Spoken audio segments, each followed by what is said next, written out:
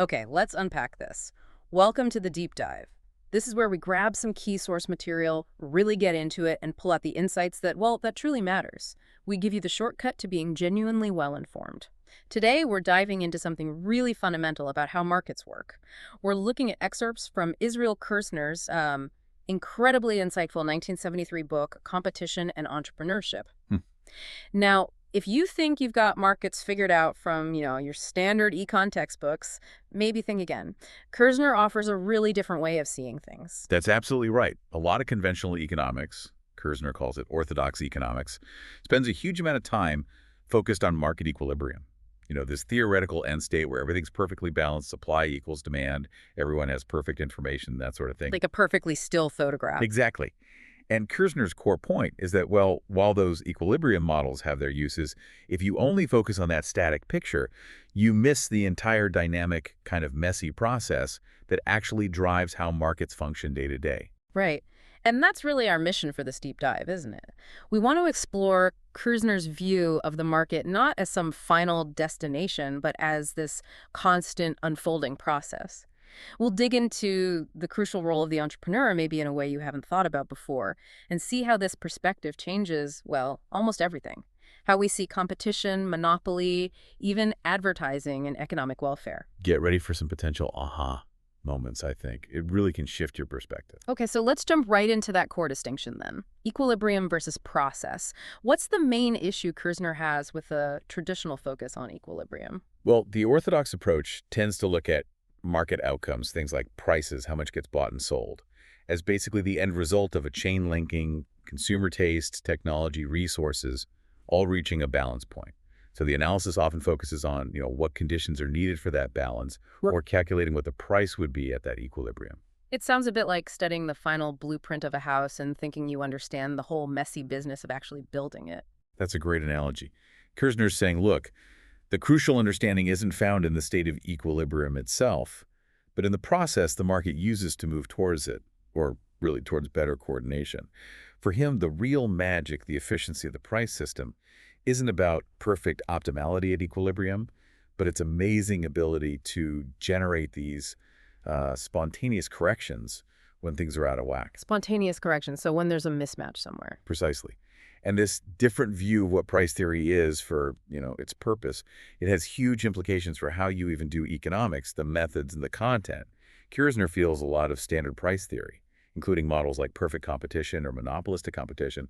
They suffer because they're so fixated on the equilibrium state that they leave out a really key element. Okay, so they're missing something fundamental by just looking at the snapshot. They are. They often model agents who are already optimizing based on given information, but they don't really explain how that information gets discovered or how the market moves from a state of, well, ignorance and discoordination towards better alignment. Which brings us to the missing piece, the entrepreneur. Right. The element that actually drives this whole process forward. Exactly. Kirzner argues that most standard competitive models effectively exclude this entrepreneurial element. And without it, you just can't grasp the market as a dynamic process. Now, when you say entrepreneur here, we need to be clear. You're not just talking about like the founder of a startup or the CEO. No, it's a much broader, more fundamental concept for Kirzner. He sees an entrepreneurial element potentially present in all human action. It's distinct from just making the best choice with what you already know, what he calls Robnine and economizing. Robnines and economizing, like choosing the best option from a known menu. Yeah, like optimizing within known constraints. Entrepreneurship, for Kirzner, is crucially about alertness. It's this capacity to notice possibilities for change, for improvement, for profit that other people have simply overlooked. Okay. So it's tied to imperfect knowledge, seeing gaps or opportunities that exist because not everyone knows everything. And he has this idea of a pure entrepreneur. Yes, exactly. Because knowledge is imperfect and scattered, there's a specific role for someone whose actions aren't just optimizing based on what's given. The pure entrepreneur is the person alert enough to spot a discrepancy. Maybe something is selling for a low price here, but could be sold for a higher price over there. Their key action is noticing that gap and acting to bridge it. Arbitrage, essentially. And this alertness, this action, Yeah. It's fundamentally linked to competition. Absolutely intertwined. For Kirzner, you really can't separate entrepreneurship and competition analytically. Yeah. They're two sides of the same coin. Pure entrepreneurship doesn't even require you to own anything initially. It's about being alert to these discrepancies. Anyone potentially can be an entrepreneur in this sense, just by being observant and ready to act on unnoticed opportunities. Okay, so if the market is this dynamic process driven by alert entrepreneurs, what does competition actually look like in Kirzner's world? It's not the textbook picture, clearly. Definitely not the static picture of passive price takers with perfect info. Kirzner sees competition as this systematic, ongoing adjustment of decisions over time. Participants are constantly, testing the waters, probing what competitors are doing, trying to inch ahead by offering slightly more attractive terms, a slightly better product, a slightly lower price. And what's pushing them to constantly do that? Is it just ambition? It's almost inherent in the situation. Once you're aware that others are offering competing opportunities, you have to make your offer attractive enough or people will go elsewhere.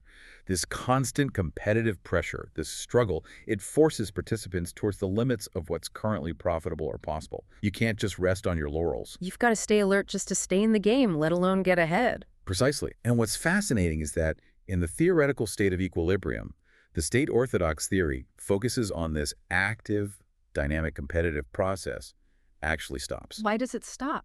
Because in equilibrium, by definition, all plans are perfectly coordinated. There are no surprises, no disappointments, no overlooked opportunities, so there's no need for anyone to try and inch ahead anymore. The process reaches its logical, theoretical end. The market process ceases in equilibrium. Got it. And it's the entrepreneur, remember, who provides the engine for this whole adjustment process. The changes in plans that constitute the market process happen because entrepreneurs notice opportunities, opportunities that exist only because of the initial ignorance of market participants and their inability to just automatically learn everything instantly. Mises also emphasized this entrepreneurship as a driving force adapting the economy, anticipating consumer wishes. It's about arbitrage through time, too. Okay, this entrepreneurial perspective, it seems like it would lead to some really different takes on traditional concepts, like monopoly. It absolutely does. It leads to what Kirzner calls a pretty unorthodox view of the nature of monopoly. Orthodox theory often just starts with, okay, here's a monopolist, they control resource X. Kirzner says, hold on, how did they become the monopolist? Sometimes a producer can become the sole owner of a crucial resource, not just by luck, but because they were entrepreneurially alert enough to recognize its value and secure it before others did. Ah, okay. So the act of creating the monopoly position could itself be an entrepreneurial competitive act, like your example of buying up all the oranges. Exactly. Think about it from two perspectives. Short run, okay, this person now owns all the oranges. They're a monopolist producer of oranges. You see the monopoly power. But long run, how did they get there? Maybe they outbid other potential entrepreneurs who are also becoming alert to the future value of oranges. That initial phase was competitive entrepreneurship competition to secure the resource. So are the profits they make monopoly profits or entrepreneurial profits? It sounds complicated. And that's the nuance Kirzner brings out. In the short run, viewed statically after they control the resource, the earnings might look like standard monopoly rent. But viewed dynamically, considering how they achieved that position through superior alertness and competition, those same earnings look like the profits of successful entrepreneurship. This makes judging the situation really complex, doesn't it? It can seem simultaneously favorable, rewarding successful discovery, and unfavorable, resulting in monopoly power. It depends on your time frame and whether you see the position as just given or as earned through a process. And the key distinction seems to be whether the resources needed to try and become the monopolist were initially open to everyone. That's crucial. As long as the fundamental resources needed weren't already monopolized, then activities like, say, trying to differentiate your product or persuade consumers are essentially competitive entrepreneurial acts. They generally won't result in a lasting monopoly position unless they ultimately rely on controlling some unique underlying resource which itself might have been secured through prior competitive entrepreneurial action. Okay, let's talk about another area where this seems really relevant. Selling costs. Things like advertising, marketing. How does Kirzner view those? Because traditional theory sometimes sees them as, well, maybe wasteful, right? Orthodox theory often makes a sharp distinction. You have production costs, physically making the thing, and selling costs, convincing people to buy it. And yeah, sometimes selling costs are viewed skeptically as mere persuasion or maybe even anti-competitive. Kirzner strongly disagrees with this whole separation. Why does he think that distinction doesn't hold up? Well, think about it from the perspective of the entrepreneur-producer. They're deciding to make this product with these features at this quality level, and they're deciding how to make potential customers aware of it. All those decisions and the associated costs, fabrication, packaging, advertising, sales efforts, they're all undertaken together with the single goal of sparking consumer demand. They're inherently linked. So you're saying even the cost of making it is, in a way, a selling cost? In a sense, yes. The production choices themselves are part of making the product desirable and noticeable. Kirzner argues you can't neatly slice off selling costs from production costs in the entrepreneur's decision-making. And the role of advertising isn't just giving facts people could find anyway. It's much more fundamental than that, in his view. Selling effort, including advertising, is often about making consumers aware of the desirability and even the existence of opportunities they were previously completely unaware of. It's not just like providing transportation for a product they already know they want. For an unknown product, making people aware of it, making them perceive it as a valuable opportunity is essential before you can even talk about demand. Okay, so advertising becomes part of this whole competitive discovery process. Exactly. Seen through Kirzner's lens, advertising is an entrepreneurial selling effort. It's part of the broader competitive entrepreneurial process that helps correct market disequilibrium. Why do opportunities for profitable advertising exist? Because there are currently unexploited ways to satisfy consumer wants. Resources aren't being used perfectly yet. Advertising tries to bring these opportunities to light. And this happens competitively. Yes, entrepreneurs use selling efforts, advertising included, trying to make sure the opportunities they offer are perceived by consumers as being at least as good as, if not better than, what rivals are offering. It's part of that inching ahead. What about those criticisms, though? That advertising is wasteful because everyone's doing it, or that it creates monopolies by differentiating products or benefiting from economies of scale? Kirzner tackles those directly, saying duplicated advertising is inherently wasteful, is, from his perspective, like saying any competitive duplication is wasteful. But that duplication, multiple firms trying different approaches, is the very process through which the market discovers what works and what doesn't, including discovering waste.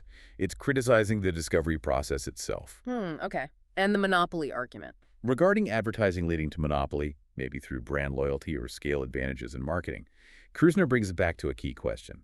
Is entry free? If entry into the market is genuinely open, then firms that become large or successful, partly through advertising, are likely the ones who are most entrepreneurially alert to consumer desires and how to communicate them effectively, perhaps even leveraging economies of scale in selling. That outcome size or differentiation isn't necessarily anti-competitive. It can be the result of a successful competitive process driven by alertness. That's a very different way of looking at it. Okay, another distinction Kirzner re-examines is the classic long run versus short run. Yeah, another fundamental concept. Traditionally, it's often linked to fixed versus variable factors, like in the short run, the factory size is fixed. In the long run, you can change it. Or maybe it's about planning horizons. Kirzner offers a different angle, which I think is quite useful. He connects it to the sequence of decisions involved in any economic project and the concept of sunk costs. Sunk costs money you've already spent and can't get back, right? Like building the factory. Exactly. So an early decision, like building the factory, makes later decisions possible, like deciding how much to produce this month.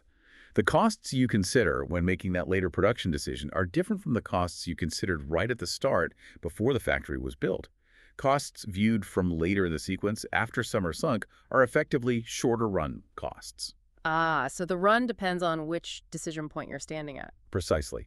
And this really helps explain things like why a firm might keep producing even if its total revenue doesn't cover the total cost, including the initial factory investment. Because the factory cost is sunk. Right. From the long-run perspective of the initial investment decision, maybe the whole project looks like a loss. But from the short-run perspective of the current decision whether to produce today, if today's revenue covers today's operating costs, it makes sense to keep going, because the factory cost is irrelevant to that specific decision. Profitability depends on the decision frame. And does this multi-decision view also shed light on, say, profit versus ownership income? It does. It helps clarify that the surplus you get from a final sale isn't just one thing called profit. Part of it might relate back to the original entrepreneurial decision, the insight that led to acquiring the assets or starting the project in the first place. That's potentially pure entrepreneurial profit. Another part might relate to the later owner's decision to simply use the existing assets and sell at the current market price. That looks more like revenue covering costs or quasi-rent on the already owned asset. So just talking about a single profit-maximizing firm making one decision misses a lot of this complexity. It really does. It obscures the different layers of decision-making and the different types of returns involved over time. Okay, let's broaden out. What does all this mean for how we evaluate markets? For economic welfare? Traditional welfare economics often aims for, like, Pareto optimality. Right, that state where you can't make anyone better off without making someone else worse off. But as you hinted earlier, those models usually assume all the important information is already known and available to the decision maker, the mythical social planner, or reflected in market prices. It's what Demsetz called the nirvana fallacy, comparing reality to an unattainable ideal. And Hayek really hammered this point home, didn't he? He did. Hayek argued powerfully that the fundamental economic problem isn't really about allocating known resources optimally based on known preferences. The real problem, the central task of any economic system, is how to effectively mobilize and use the vast amount of knowledge that is inherently dispersed, fragmented, often tacit, across millions of different individuals. Knowledge that no single mind, no central planner could ever possess. Exactly. So orthodox welfare theory, by assuming the knowledge problem is already solved, kind of assumes away the main challenge the economy actually faces. So if Pareto optimality based on perfect knowledge isn't the right benchmark, what's Kirzner's alternative? How should we judge if a market process is working well? Instead of focusing on optimal allocation in a hypothetical state of perfect knowledge, Kirzner suggests we should evaluate the market based on its capacity to coordinate. That is, its ability to foster the discovery and mutual adjustment of the initially uncoordinated plans and scattered bits of information held by all those different individuals. Success lies in the coordinating tendency of the process. And the entrepreneurial process is the engine of that coordination. Precisely. How does coordination happen? Through entrepreneurs noticing those profit opportunities that signal discoordination. Remember, profit opportunities exist because plans are misaligned somewhere. Someone values something more than its current price reflects, or a resource could be used more productively elsewhere. By acting on these opportunities, buying low, selling high, innovating, redirecting resources, entrepreneurs are actively replacing discordant, inconsistent plans with more mutually compatible, coordinated ones. So every profitable entrepreneurial act is actually a step towards better coordination. That's the idea. It applies across the board to prices getting closer to market clearing levels, to product qualities, better matching desires, even to selling efforts, making people aware of better options.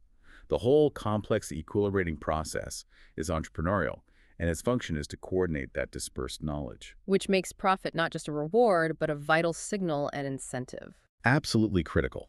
The profit opportunity highlights where our coordination is lacking, and the potential profit provides the crucial incentive for entrepreneurs to be alert enough to even perceive those opportunities in the first place. You can debate the ethics of who deserves the profit, but functionally, Kirzner argues, that profit incentive is indispensable for motivating the alertness needed to drive the coordination process forward.